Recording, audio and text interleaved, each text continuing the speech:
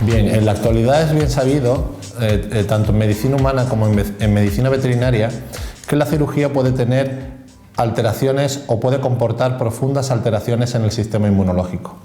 De tal forma que esas alteraciones del sistema inmune conllevan o se asocian en muchos casos a complicaciones posquirúrgicas y fundamentalmente la infección posoperatoria y la cicatrización de heridas, que en muchos casos se encuentra retrasada.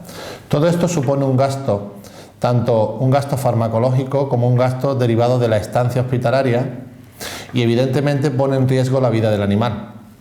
En cuanto a las alteraciones inmunológicas que se producen a nivel de la cirugía, y principalmente estamos hablando de la cirugía mayor, estas complicaciones o estas alteraciones inmunológicas fundamentalmente se basan en la instauración de un proceso de inmunodepresión.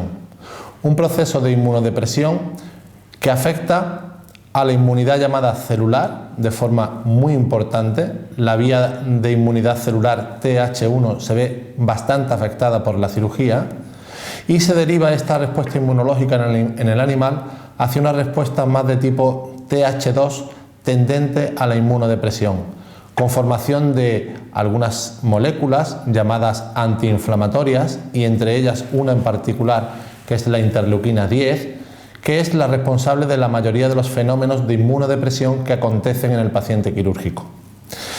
Desde un punto de vista inmunológico también ocurre una cascada de destrucción de determinados elementos que además son muy importantes a nivel nutricional. Por ejemplo, es bien sabido también que la cirugía aumenta la actividad de una enzima que se llama arginasa, una enzima que destruye un aminoácido que es la arginina, que tiene una importancia fundamental en el establecimiento de la inmunidad celular TH1. Se sabe que horas después de la cirugía, alrededor del 50% de la arginina es destruida por el aumento de esta actividad arginasa, y no solo la arginina es destruida, sino también otros aminoácidos muy importantes desde el punto de vista inmunológico, como son la glutamina y la taurina.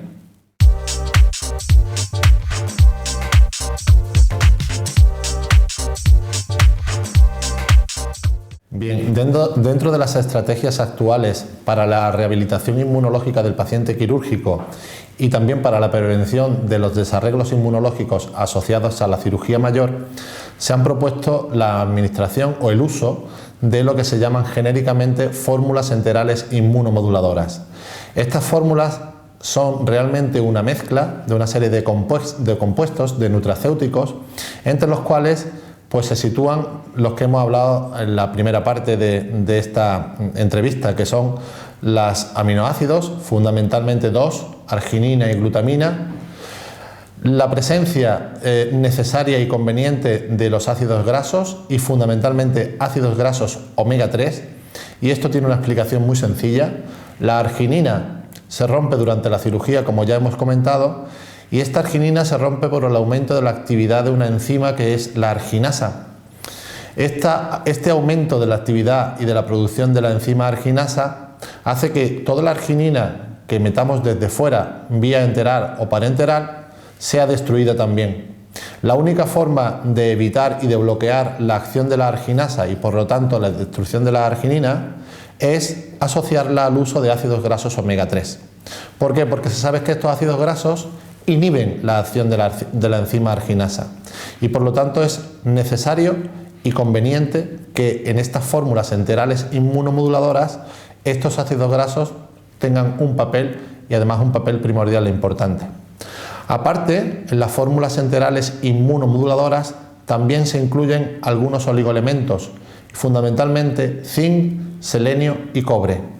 ¿Por qué? Porque se sabe que estos oligoelementos tienen una importancia fundamental a la hora de establecer una buena respuesta inmunológica, tanto de tipo celular, TH1, como de tipo humoral, TH2.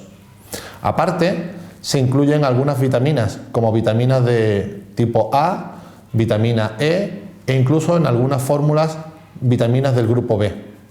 Fundamentalmente, estos tipos de vitaminas influyen también a nivel inmunológico, estableciendo buenos niveles de respuesta tanto de anticuerpos, respuesta de tipo humoral, TH2, como respuesta de tipo celular o TH1. También en estas fórmulas enterales inmunomoduladoras se incluyen la utilización de determinados azúcares provenientes, en muchos casos, de frutas y verduras, llamados prebióticos, los llamados oligofructosacáridos o la propia inulina, que son azúcares cuya función fundamental va a ser el tratamiento de la disbiosis, por un lado, y además evita o previene la llamada translocación bacteriana que se suele dar en la cirugía, debido a que el daño que se produce a nivel fisiológico comporta la apertura de la barrera intestinal. Y esto hace que algunas bacterias intestinales puedan pasar al torrente circulatorio, produciendo una bacteriemia que puede llegar a ser verdaderamente peligrosa en pacientes quirúrgicos bastante críticos. Por lo tanto, en estos tipos de fórmulas enterales inmunomoduladoras se incluyen todos estos compuestos con el objeto de rehabilitar inmunológicamente antes al paciente quirúrgico. Fundamentalmente hay que tener en cuenta que estas fórmulas no se pueden utilizar en pacientes críticos.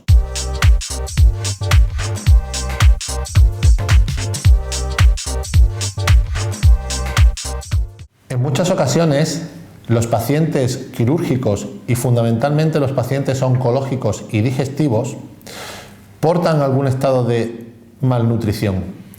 Dentro de los estados de malnutrición que estos pacientes tienen, fundamentalmente pueden ser deficiencias de tipo proteínica, calórica o deficiencias muy sutiles de oligoelementos. Para estos pacientes se aconseja que la aplicación de estas fórmulas enterales inmunomoduladoras se hagan antes de la cirugía, y a esto se le llama precarga. La precarga lo que hace es establecer una carga nutricional adecuada en ese paciente para que no se den las complicaciones derivadas de la cirugía más las complicaciones derivadas de la malnutrición que ese paciente ya padece. Esa precarga se aconseja hacerla 2 o 3 días antes de la cirugía. Incluso algunos autores hablan de utilizarla de 3 a 5 días antes de la cirugía por una razón fundamental. Los componentes que llevan, o muchos de los componentes que llevan estas fórmulas enterales, necesitan, para llevar su efecto máximo a nivel inmunológico, mínimo 72 horas. Y esto justifica la utilización o la administración de esas fórmulas 3 días antes, para que el paciente llegue en las mejores condiciones inmunológicas posibles al quirófano. Estas fórmulas enterales se pueden utilizar también en la postcirugía, pero desde un punto de vista estrictamente médico, se aconseja llevar a cabo tanto la precarga como la poscarga, en el sentido de que tanto una como otra, y cuando se asocian las dos, el riesgo de complicaciones postquirúrgicas disminuye significativamente.